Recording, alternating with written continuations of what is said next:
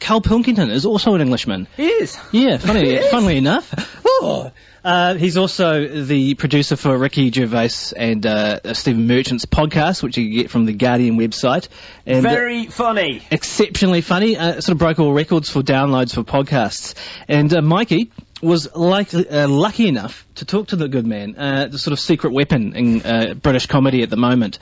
Probably one of the funniest men around at the moment, I think. Even funnier than Gervais. He wasn't. That's a There you go. Oh. That's right, I said it. He wasn't famous before any of this happened, and he's become a bit of an icon the world over, I think it's fair to say. It's even got to the point where Ricky Gervais has put out a book called The World of Karl Pilkington, filled with some sketches by Karl, and filled with transcripts from conversations they've had on the podcast and on the radio and whatnot.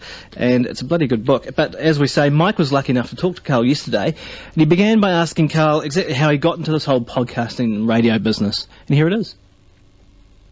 It's always been like the people who I meet along the way, sort of, I get on with them and they go, oh, yeah, I have some work. And it was the same with them, they sort of came to the station I was working at, and I was sort of put with them to work with them, and I got on with them, and it just started off with me sort of putting the CDs on and playing the adverts in and all that, and sort of as the weeks went on, when they were talking, when the songs were on, they were like, what do you think of this? And I was telling them, they said, oh, do it on the air and all that, and I was a little bit like, oh, I don't really want to go on the radio and that, because I'd done all that and been fired from it. And so they were like, no, do it, it's different, we can do what we want. And yeah, so that's sort of how it happened. And what are they like? What are Stephen and Ricky like? Yeah, you can be honest with us, Karl, because we're a long way away. Yeah, well, I can, because he's not going to hear it. You're miles away, aren't you? But no, they're all right. I mean, Ricky's the one who I probably speak to the most. I sort of see Steve maybe, a couple of times a week, but Ricky, I speak to him like every day, maybe 2 or 3 times a day. If I don't go around the office, he sort of calls up and what have you. And I mean, people think, oh, it must be like good being mates with him, but he can be pretty annoying. He likes teasing people, doesn't he?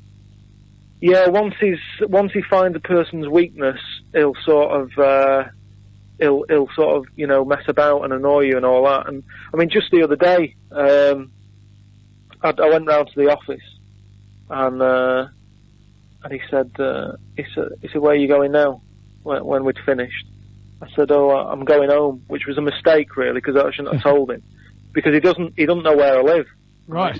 So I don't want him to know, because he'll come round and press the buzzer and all that and wake me up at all hours and stuff. So I thought, I'm not telling him, and I wish that I should have just said to him, oh, I'm going to another meeting or something, but I didn't. I said, I'm going home. So he said, oh, I'm going to follow you, right? So we're walking like through the streets of London, and I start walking faster, and he starts walking faster, and then it gets to a point that I start running, right?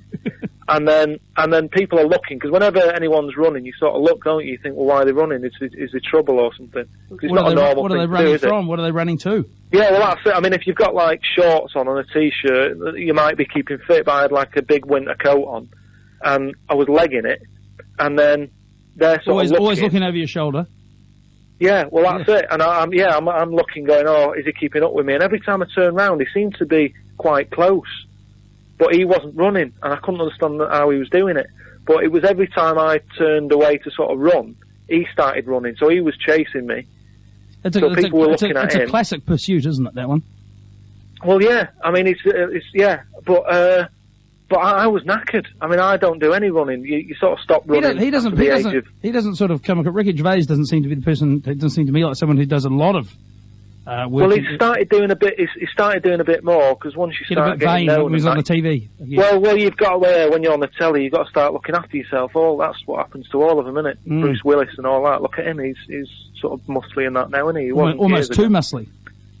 Yeah. Well, you can have too much muscle. Overly buff.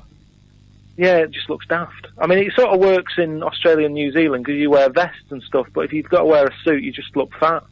So anyway, he was legging it after me, and I got to the point where, like, I mean, I was giving it my best. I hadn't ran for ages, because you just don't do it after the age of like 16, do you? It's something you do as a kid, isn't it? There's no prizes or anything after 16, no certificates or ribbons or anything, is there? Well, this is it. It's kind of, if you're still running after 16, you're an athlete, aren't you? Yeah.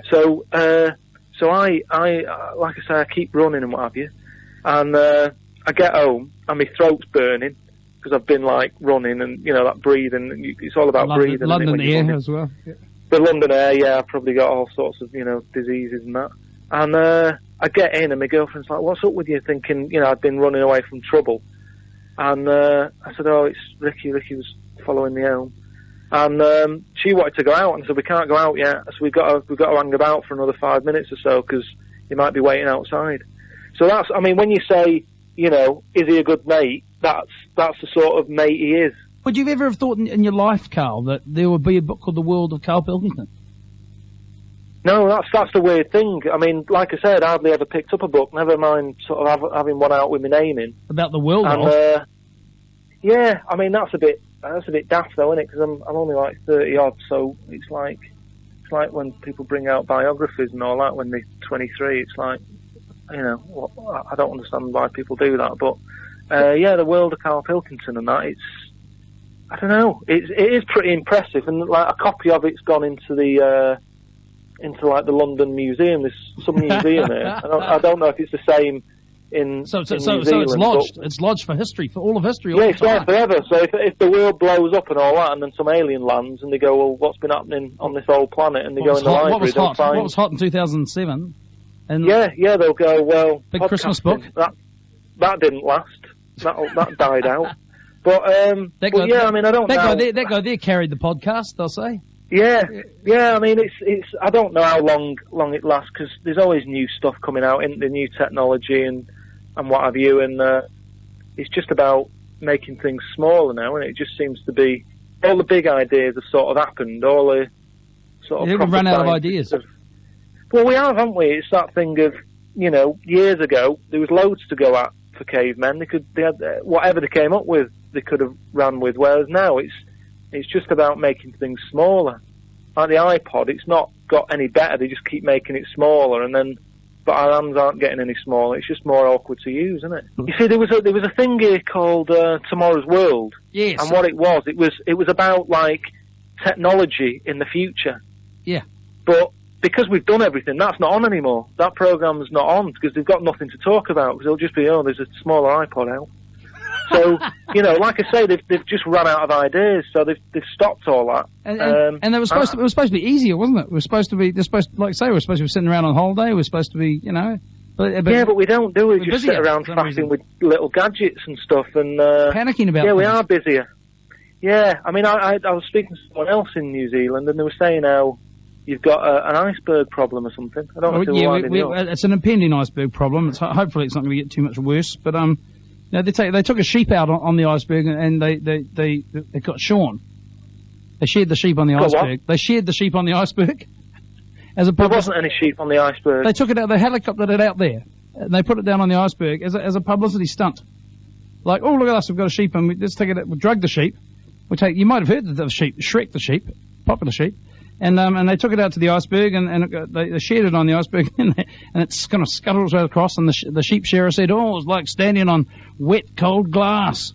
Oh, yeah, a bit like ice, What, so how long has it sat there for? Oh, long enough for them to share it, take some photos, and a big bit of the iceberg to crack off while they were there and scare the shit out of them, and then look out. That's good that they're sort of making a bit of fun out of a disaster. Well, it's not a disaster yet. No, but if a big meteorite comes plunging towards us, I'm just wondering if they'll get a sheep on it just to lighten the mood a bit.